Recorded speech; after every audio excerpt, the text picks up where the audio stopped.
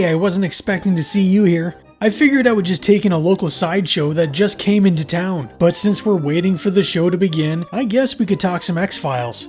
Today we're looking at Humbug, episode 20 of season 2. Debuting March 31st, 1995, Humbug takes our agents to a sideshow in a small town in Florida where some strange murders seem to be taking place. You know, there's something about those clowns I don't really like, but I'm sure nothing horrible will happen to me by the end of this video. The episode begins in Florida where some children are enjoying a little alcohol and night swimming. It's a winning combination. But something or someone appears to be watching them.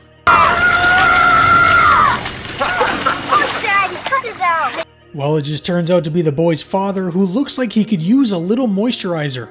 He sends his boys to bed, but now it looks like there's something stalking him. What the hell? It looks like whatever this thing was pulled an Uno reverse card and put the alligator man on the menu.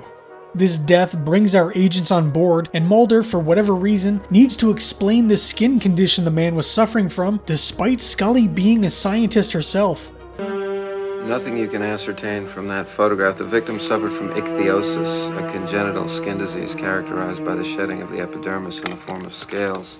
There has been a rash of attacks over the span of 28 years with seemingly no motive. However, all Scully seems to be focused on is how the man looked. Imagine going through your whole life looking like this. The agents make their way to the burial of the alligator man as they were asked to join by Sheriff Hamilton. You've got an interesting group of people all joining in on the festivities, including the victim's wife, who is a bearded woman, which every sideshow must have, otherwise is it really a sideshow?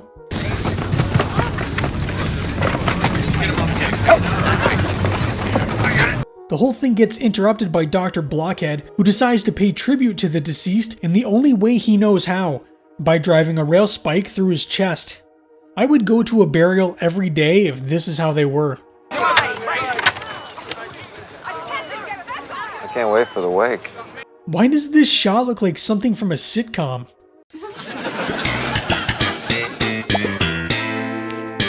Scully theorizes that the murders being committed may be from a sideshow performer, but the sheriff cuts her off real quick because how dare she call them sideshow performers? It's good to know people were offended by words back in the 90s as well. If you truly regard these people as normal, then you must also consider the possibility that they are capable of committing these crimes. Mulder's ADD kicks in real quick as he's more interested in knowing who drew the mermaid on the menu than discussing the case. So the sheriff brings our agents to the man that drew it. Although why is he pretending to work on a clay mask? That's clearly finished. Also, it looks like someone threw a wig on the Fluke Man, like I wouldn't notice him hanging in the background. Mulder asks Hepcat about his drawing, which he explains is the Fiji mermaid. And for those not in the know, the Fiji mermaid is a half fish, half monkey that was said to have been caught near the Fiji Islands. P.T. Barnum, co-founder of Barnum and Bailey Circuses, would exhibit the supposed mermaid until it eventually disappeared, although most speculate it was lost in one of the fires that destroyed Barnum's collections. The reason for Mulder's interest in the mermaid is because strange tracks have appeared at each murder over the years, but the one thing they all have in common is they appear to have been made by some kind of simian. Seeing as how there may be more to this case than first thought, it looks like they'll be staying the night. Tell me, have you done much circus work in your life? And what makes you think I've ever spectated a circus, much less been enslaved by one? After offending fellow alumni of Twin Peaks, Mr. Nutt, Mulder and Scully are shown their room by a former circus performer, Lanny, who has an underdeveloped conjoined twin named Leonard. Mulder, what is this Fiji mermaid business? Every murder investigation begins with a list of possible suspects. You should try not to be so exclusive, Scully. Yeah, Scully, you bigot. I really want to know why Hepcat has Fluke Man in his workshop. What if he was Fluke Man this whole time and it was just a Scooby-Doo situation? Well, well, if it isn't our old friend Bluestone the Great. Watch out, Hepcat, a Muppet just came through your window. He's too busy working to notice a monster puppet sneaking up on him and, well, Mulder's out for his morning jog, and sure, he watches as a man catches and eats a fish from the river, but the real concerning issue is it looks like Mulder can't control his bladder. Scully, meanwhile, likes to sleep in. That is until Lanny wakes her up because the sheriff wants to see her.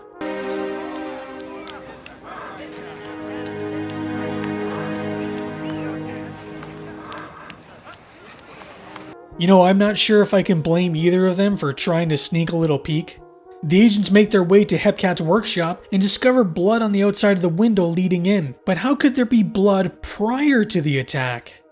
Anyways, the agents run into Dr. Blockhead as he escapes from a straitjacket, then hammers a nail into one of his nostrils. For instance, did you know that through the protective Chinese practice of Tu Bushan, you can train your testicles to drop into your abdomen? Oh, I'm doing that as we speak. After feeding the conundrum some crickets, he then offers Scully one, who happily obliges. And she really did stick a cricket in her mouth, although Chris Carter says she never actually ate it. There's even some behind the scenes footage and David's reaction was genuine.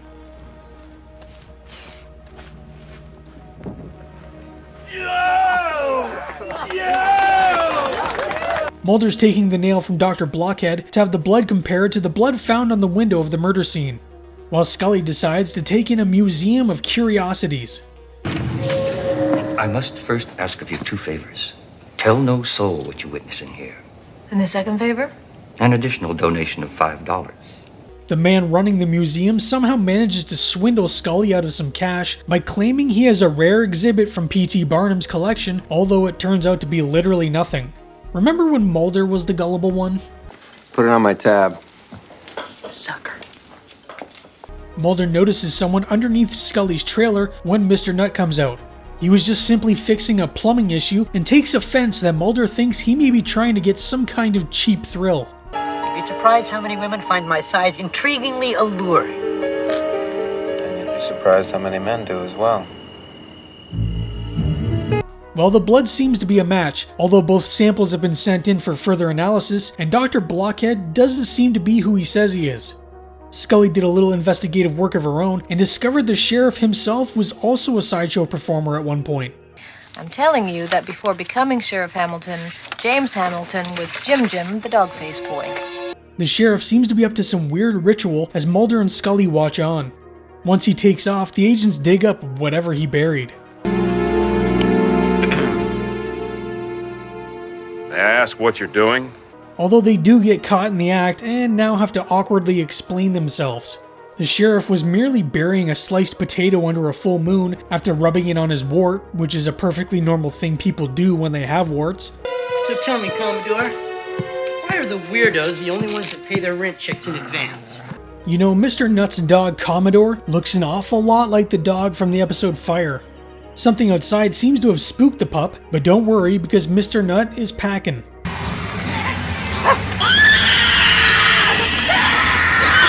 Scully gets woken up once again by Lanny, who never seems to have any good news.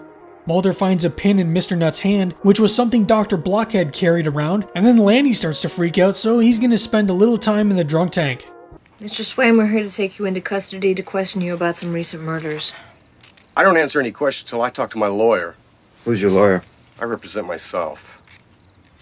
Dr. Blockhead makes a run for it, but ends up getting reeled back in by the sheriff. Meanwhile, Lanny's sleeping off his booze when something wakes him up and it looks like he may be the next victim.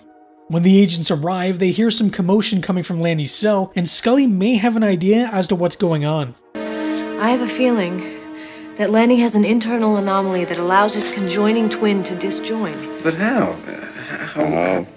So Lanny's conjoined twin is the one doing the killing. Although he doesn't seem to know what he is doing, he's merely just trying to find a new brother because he doesn't seem to like his, which is pretty harsh. So your twin can, and then... What an act! The agents are now on the lookout for a tiny deformed conjoined twin thing that's trying to join up with other people. They also get to search for him inside a spooky funhouse.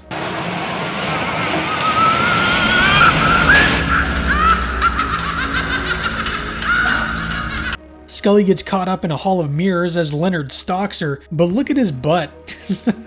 I'm really curious how this thing was able to overpower anyone with just how feeble looking it is.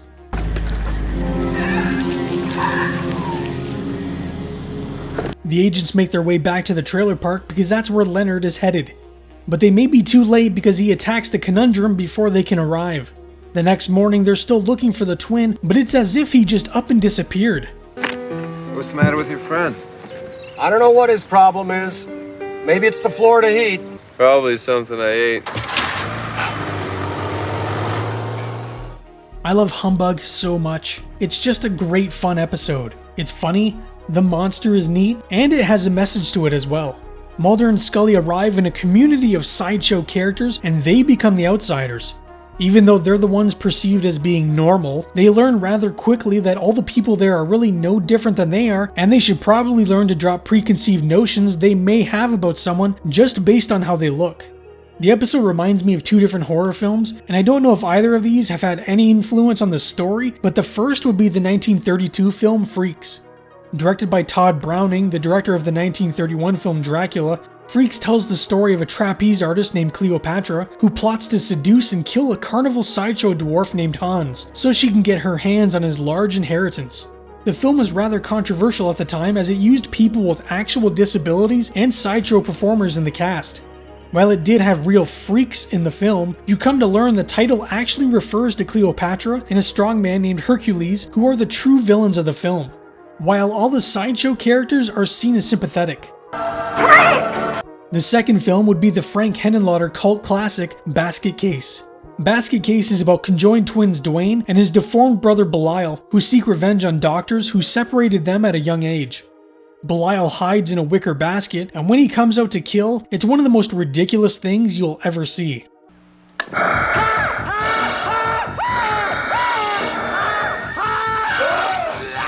I don't know if either of these films had any inspiration on this episode, but anytime I watch it, I can't help but think of them.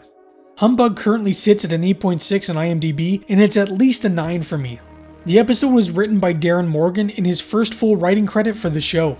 He first got his start playing the Fluke Man in The Host and helping his brother write the episode Blood.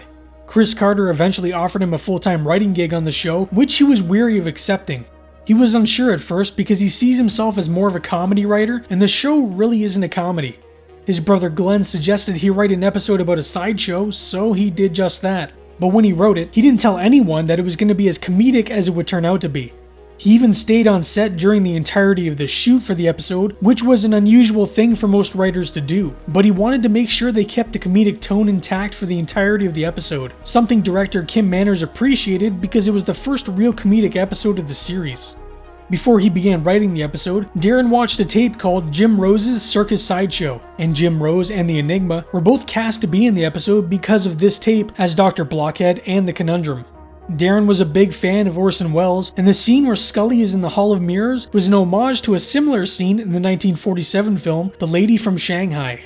The conjoined twin Leonard was performed by a series of puppets, with some that were strapped to actor Vincent Schiavelli's body via a cast that was made of his torso. Schiavelli would later go on to say that he was never going to work with that guy again. Sheriff Hamilton was played by Wayne Grace. He had a lot of bit parts throughout his career, but nothing too big. His biggest claim to fame may actually be this episode, although he has had some small parts in Star Trek as well, like the Klingon Torak from The Next Generation. In the latter part of his career, he did mostly voice work for video games. He passed away last year at the age of 82. Jim Rose and the Enigma, who played Dr. Blockhead and the Conundrum respectively, both came from the Jim Rose Circus. The circus rose in popularity when it was featured as the second stage act during the 1992 Lollapalooza. It was even featured in The Simpsons when Homer joins the Jim Rose Circus as the human cannonball. Jim would apparently entertain everyone between takes by showing everyone organ origami, which is him taking his genitals and twisting it into weird shapes. Kinda like balloon animals, but with a penis. While the Enigma seems to be doing the con circuit, I'm not really sure what Jim is up to. He seems to post memes a lot on Facebook, but if you go to his website, it's just a bunch of old photos of celebrities he once met. I feel like at this point, I could probably hire him if I wanted to. Michael J. Anderson played the role of Mr. Nut, and he and David have something in common as they're both alumni of the show Twin Peaks. He, however, wasn't brought back for the revival series that came out back in 2017, and a big reason for this may be the accusations he threw at director David Lynch. Though he didn't name Lynch, it's pretty obvious who he's talking about. Last but not least, we have actor Vincent Schiavelli, who played Lanny. He was an American-born actor and a pretty prominent character actor. Some of his more well-known roles are Fredrickson in One Flew Over the Cuckoo's Nest, Mr. Vargas in The Fast Times at Ridgemont High, the organ grinder in Batman Returns, and the subway ghost in Ghost. Get off my train! No. He's no longer with us, having passed away in 2005 from lung cancer at the age of only 57 years old. Humbug is a great episode that I definitely recommend watching. It's a lot of fun and I think fits in with the spooky season. Well, I was right to be suspicious of those clowns. Turns out they're killer clowns from outer space. So while I try and figure out how I'm getting out of here, let me know down in the comments what you think of Humbug, and please like the video as it really does help. Thank you for watching and stay spooky. Now how the fuck am I gonna get out of here? Friday. A circus sideshow holds a terrifying secret. These tracks defied exact identification. Something so deadly it could destroy an entire town. Tell no soul what you witness in here. A brand new X-Files. Freeze! Friday at 9, 8 Central.